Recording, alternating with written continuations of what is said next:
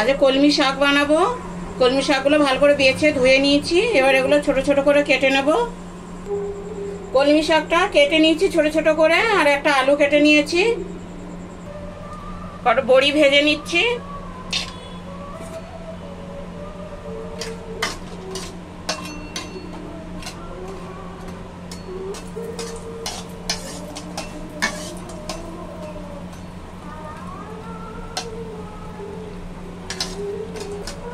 বড়িটা ভাজা হয়ে গেছে, এবার উঠিয়ে নেব। তেলের মধ্যে একটু সর্ষে দিচ্ছি, শুকনো লঙ্কা ভেঙে দিলাম,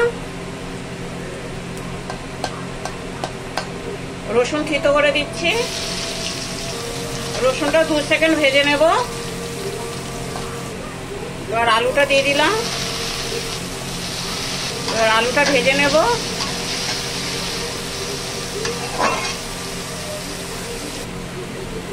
আলুটা ভেজে নিয়েছি একটু লাল করে। এবার শাকটা দিয়ে দেবো।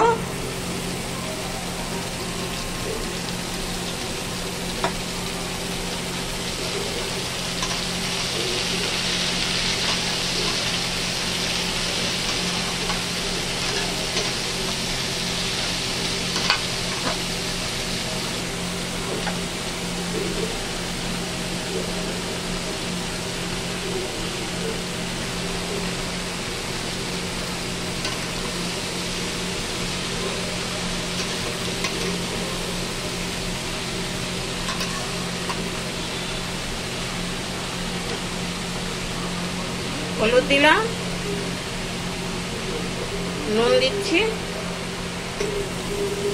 এবার এটা গ্যাসটা কমিয়ে এটা হতে দেবো।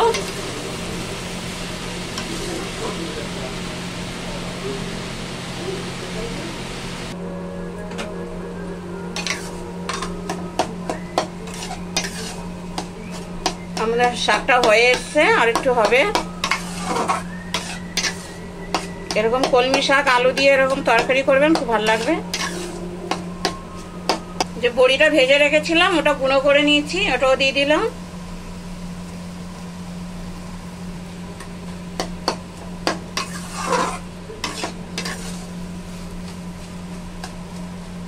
আমাদের কলমি শাকের তরকারি হয়ে গেছে আলু দিয়ে। এবার নামিয়ে নেব।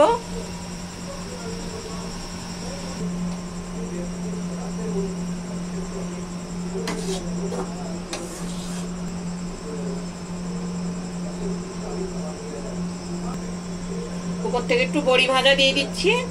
বড়িটা একটু গুঁড়ো করে নিয়েছি।